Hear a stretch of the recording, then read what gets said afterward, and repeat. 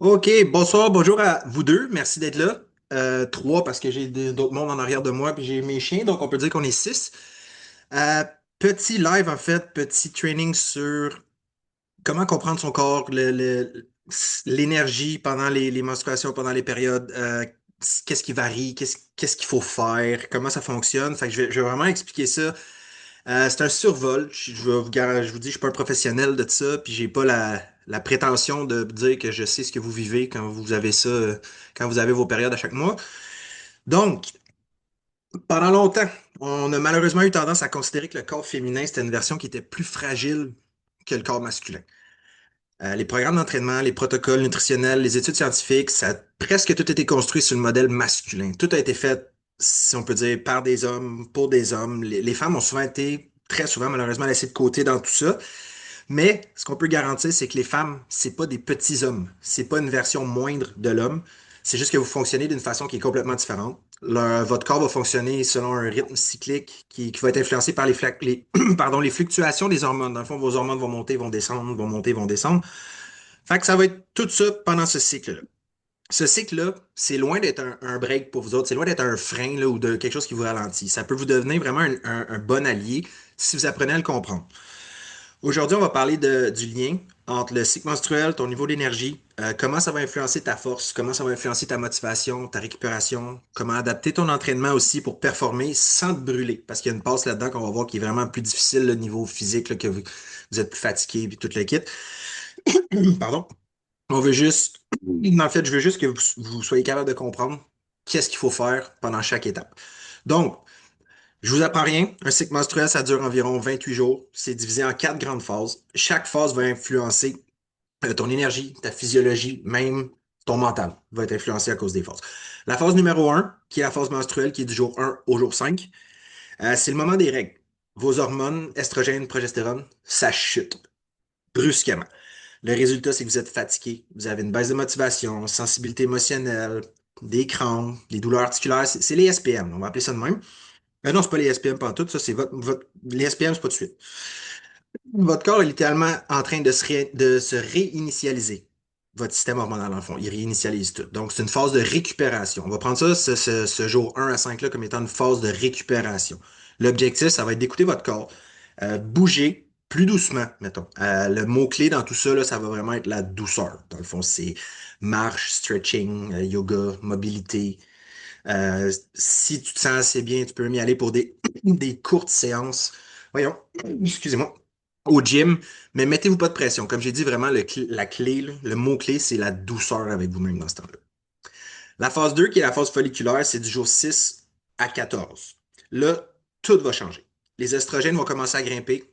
Avec eux, l'énergie va grimper, la motivation, la capacité à récupérer. Vous allez vous sentir probablement plus légère, plus forte, plus confiante. C'est le temps de la progression. Ça va être la phase dans laquelle on fait la progression. Votre corps va être plus sensible à l'insuline, ce qui veut dire que vous allez mieux utiliser les glucides comme carburant. Vous allez récupérer plus vite aussi. Vous allez mieux tolérer la charge. Votre humeur devrait être au top ou vraiment vous devriez quand même bien vous sentir. Ça va être le moment idéal pour travailler ce qui est la force puis la puissance. Ça va être le moment idéal aussi pour lancer des nouveaux cycles d'entraînement. Donc, on recommence. Si vous étiez je vous donne un exemple en endurance, mais là, vous pourriez tomber en force à ce moment-là. Ce serait le moment de le faire. C'est le moment aussi de tester des nouveaux mouvements, des nouvelles techniques, parce que vous avez la force, vous avez l'énergie, vous avez tout ça. Donc, c'est le moment. C'est une période où tu peux te pousser un petit peu plus, sans risque majeur de surmenage. Dans le fond, c'est sûr qu'il y a une limite. Il ne faut pas aller 7 jours sur 7 pendant 4 heures au gym. Là. Il y a quand même une limite. Mais vous êtes capable de vous pousser un petit peu plus, puis il n'y a pas vraiment de risque. La phase 3 va être la phase ovulatoire. Donc, du jour 14 au jour 17, c'est votre pic hormonal. L'estrogène, on peut dire la testostérone dans votre corps va atteindre leur sommet. Vous allez ressentir souvent une énergie explosive, un mental solide. C'est une phase d'action. Puissance, vitesse, confiance. C'est vraiment dans cette phase-là. Mais faites attention, par exemple, parce que cette phase-là, il y a aussi la production de ce qu'on appelle la relaxine. La relaxine, c'est une hormone qui va, dans le fond, aider à détendre les ligaments, qui va aider à la souplesse des tissus, qui va aider, dans le fond, à rendre le corps un petit peu plus souple. Ça prépare aussi. Dans le fond, c'est une façon de vous préparer si jamais vous tombez enceinte à ce moment-là, ben, c'est une façon de préparer le corps. Le résultat là, avec la relaxine, c'est comme j'ai dit, les ligaments vont être plus lâches, donc vous êtes plus vulnérable aux blessures, surtout les genoux, les chevilles, le bassin. Faites attention à vous, ces parties-là dans ce moment-là. Fait que profitez-en de ce pic de performance-là, mais gardez un œil sur la technique. Échauffez-vous un petit peu plus longtemps, puis visez moins la charge, visez plus une bonne technique, une bonne qualité de mouvement. La phase 4, qui est la phase lutéale, qui est du jour 18 à 28. Après l'ovulation, la progestérone va prendre le relais. Ça va augmenter la température corporelle, ça va ralentir la digestion, ça va modifier le métabolisme, puis ça peut rendre aussi plus sensible à la fatigue. Tu peux aussi te sentir un petit peu plus lourde, plus ballonnée, plus irritable. Tu sais, c'est quand on vous dit pendant les check-ins, là, quand on vous fait des feedbacks, puis qu'on vous dit ah, vous êtes dans vos périodes, vous êtes à tel moment de votre période, ça peut être ça qui explique que vous êtes un petit peu plus, on va dire, enflé, faute de meilleurs termes, là. C'est ce qui fait que votre poids va peut-être descendre un petit peu moins pendant ce temps-là. C'est vraiment cette partie-là, c'est vraiment cette phase-là. Euh, Sur le plan de l'énergie, les entraînements peuvent te sembler, ça peut être plus dur, ça peut être moins fluide. Tu vas aussi utiliser plus les graisses comme carburant. Donc, ton endurance devrait être bonne. C'est au niveau de la force que ça devrait être un petit peu plus difficile dans ce temps-là. Mais vraiment, au niveau de l'endurance, ça devrait être bien. Pendant cette période-là, pendant cette phase-là, en fait, essayez de privilégier les séances modérées. Dans le fond, full body, cardio doux, travail technique. L'accent sur la forme et la posture aussi, comme je disais, pas nécessairement juste la force puis lever le gym au complet. Allez-y vraiment sur la performance, la forme et la posture, pardon. Vous allez, pardon, vous allez privilégier aussi un sommeil de qualité puis une bonne hydratation. C'est super important pendant ce temps-là de rester hydraté. Surtout si tu ressens une baisse d'énergie. Chose à savoir, c'est pas un manque de volonté, c'est ton système hormonal qui te parle. Écoute-le. Tant qu'à ça, écoute-le. Repose-toi, prends le temps que tu as besoin pour être fonctionnel puis être capable de bien performer. Ensuite, comment les hormones vont influencer ton énergie? Les estrogènes, l'estrogène, en fait, c'est une hormone stimulante. Elle va favoriser la synthèse de la dopamine, donc la motivation, la concentration. Ça va aussi améliorer la sensibilité à l'insuline, ton utilisation de l'oxygène aussi et ta récupération musculaire. La progestérone, à l'inverse, ça a un effet plus calmant. Ça augmente la température corporelle, ça va augmenter la dépense énergétique, mais ça rend encore un petit peu moins efficace pour la performance qui est explosive. Donc, en clair, folliculaire, phase folliculaire et ovulatoire, c'est les phases de feu. C'est les phases que vous êtes en forme, c'est les phases que ça va y aller. Et les phases lutéales et menstruelles, ça va être la phase de régénération. Il n'y a aucune phase là-dedans qui est mauvaise ou qui est pas bonne, OK? C'est des phases qui sont complémentaires. Ça va ensemble. Vous êtes sur un cycle. Donc, vous vous sentez bien. Après ça, oups, c'est un petit peu plus difficile. Vous profitez de ça pour récupérer. Après ça, oups, vous recommencez tout ça. Comment on adapte son alimentation selon le cycle où est-ce qu'on est rendu. Pendant la phase menstruelle, ton corps va perdre du fer, du magnésium, parfois du sang. Faudrait manger des aliments qui sont plus riches en fer, comme les épinards, lentilles, viande rouge. Aussi pardon, des oméga 3 pour calmer l'inflammation. Hydratez-vous bien, puis on évite la caféine excessive. Je ne sais pas si vous êtes du genre à prendre des pré-workouts à 400 mg de caféine, mais on essaie d'éviter ça pendant ce moment-là. Là, on essaie d'être le moins caféiné possible. Pendant la phase folliculaire, c'est la période idéale pour augmenter les glucides. Tu brûles plus efficacement le glycogène musculaire, favorise les fruits, les légumineuses, les céréales complètes.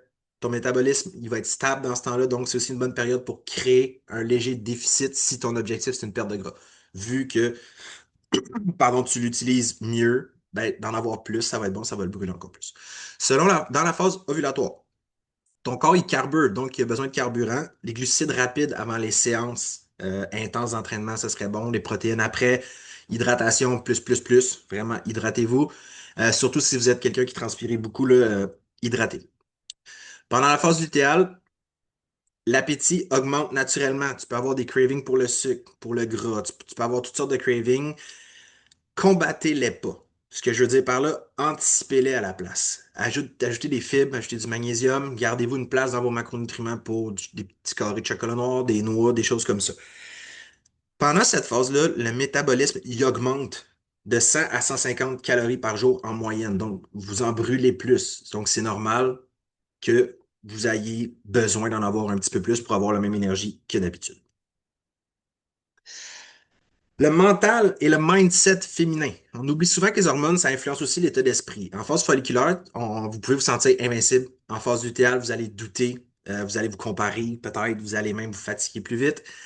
C'est là que nous, on entre en compte, c'est là que nous, les coachs, on rentre en ligne de compte. Dans le fond, c'est là qu'on va vous aider à adapter votre plan. C'est là qu'on peut vous donner. Je ne sais pas si ça vous est arrivé à vous deux, mais d'avoir peut-être une petite collation en urgence pour ces moments-là, là, un petit 100-150 calories de plus quand vous êtes vraiment plus capable dans cette phase-là. Le but dans tout ça, là, c'est pas de subir votre cycle. Tu sais, vous lavez votre cycle, fine, mais le but, c'est de vous adapter à ça. Adapter votre plan d'action à ça, à votre rythme biologique, dans le fond. Acceptez aussi que l'énergie va fluctuer. Utilisez chaque phase à votre avantage. Par exemple, on planifie les objectifs de performance en phase folliculaire, on travaille la technique et la régénération en phase lutéale, on peut se concentrer sur la connexion corps-esprit pendant les règles. Dans le fond, on fait juste se reposer, on s'écoute. Tout ça, là, c'est ce qu'on appelle vraiment le vrai empowerment féminin. Dans le fond, c'est vraiment votre pouvoir à vous autres. C'est d'utiliser la science, dans le fond, à travers tout ça pour vous aider à performer. Donc, pour conclure, votre cycle, ça peut se transformer en super pouvoir. Si vous êtes capable vraiment, puis si on est là pour vous aider là-dedans, mais si vous pouvez vraiment vous adapter à chaque phase, ça va être un super pouvoir pour vous. C'est pas une faiblesse. C'est une feuille de route biologique qui va t'indiquer quand pousser, quand ralentir, quand récupérer. Les femmes les plus performantes, que ce soit des athlètes, des coachs ou juste des passionnés, ils vont pas chercher à lutter contre leur cycle, ils vont apprendre à travailler avec. Fait que la prochaine fois que vous allez vous sentir moins en forme, souvenez-vous que c'est pas un échec. C'est ton corps qui change de phase. C'est juste la nature qui fait son cours. C'est ça la véritable puissance féminine. Puis toi, dans le fond, ce que vous avez à faire, c'est d'apprendre à danser avec ça. Après, cherchez pas à le dominer, cherchez vraiment à travailler avec. C'est ce qu'on peut appeler l'intelligence du corps au service de la performance. Donc, avez-vous des questions? Vous êtes deux. Ça se peut qu'il n'y ait pas beaucoup de questions. Moi, j'en ai pas, par exemple. C'est pas mal complet tout ce que tu as dit. Parfait. Est-ce que tu as J'ai appris quelque reconnu chose?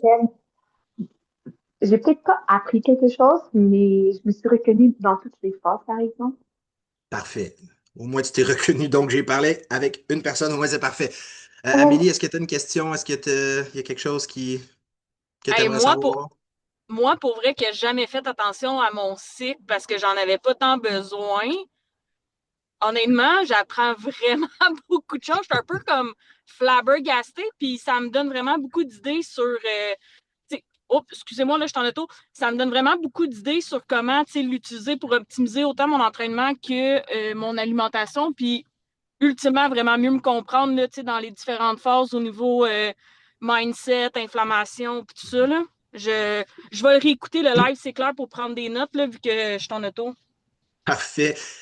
Écoute, je m'en allais dire quelque chose, puis je l'ai complètement oublié juste avant que ça sorte. Ça m'arrive tout le temps. Euh, Où je m'en allais avec ça. En tout cas, oui, c'est ça. OK, je viens de l'avoir. Dans les check-ins, là, vous avez remarqué, il y a tout le temps une question sur votre cycle.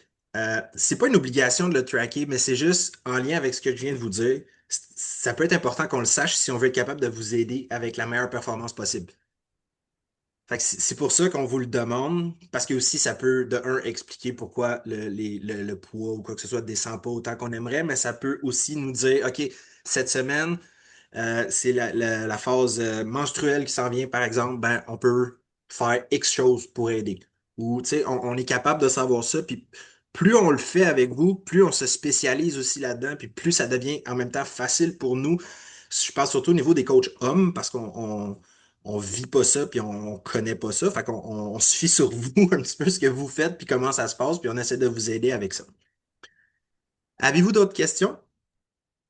Mais non, mais tu sais, moi, je veux juste. Je te l'ai déjà mentionné de toute façon là, dans un appel qu'on a eu ensemble, mais tu sais, moi, c'est vraiment la première fois qu'on me parle autant de mon cycle menstruel dans une démarche, tu sais, de perte de poids ou juste d'entraînement avec une structure alimentaire.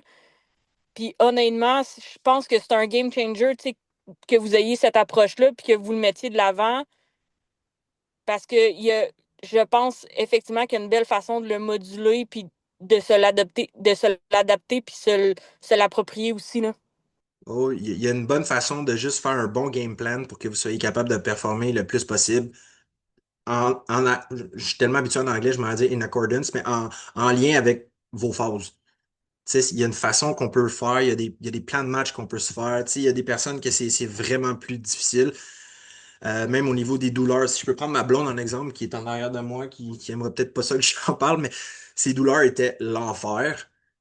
Puis comme juste apprendre à travailler tout ça, puis aller aussi s'informer avec les médecins, faire des investigations, des recherches, ben, tu peux trouver une cause, puis on peut vraiment, tout s'adapte. Tu sais, c'est vraiment de l'adaptation. Puis la raison du pourquoi, c'est pas tous les entraîneurs, c'est pas tous les coachs qui pensent à ça ou qui s'occupent de ça. C'est que malheureusement, il n'y a pas beaucoup de coachs hommes qui acceptent de coacher des femmes. Justement à cause de ça. Parce que c'est quelque chose qui est un peu plus touché, c'est quelque chose qui est un petit peu plus tricky, tu sais, dépendamment des phases, ben, des fois, il faut adapter telle chose, puis c'est pas quelque chose qui est super connu pour les hommes coachs. C'est surtout, ce qu'on va voir habituellement, c'est des femmes qui vont coacher des femmes, mais nous, c'est un bon défi, puis on a vraiment aimé ça, puis pour de vrai, en faisant cette formation-là, j'ai appris vraiment beaucoup, puis je trouve ça super intéressant.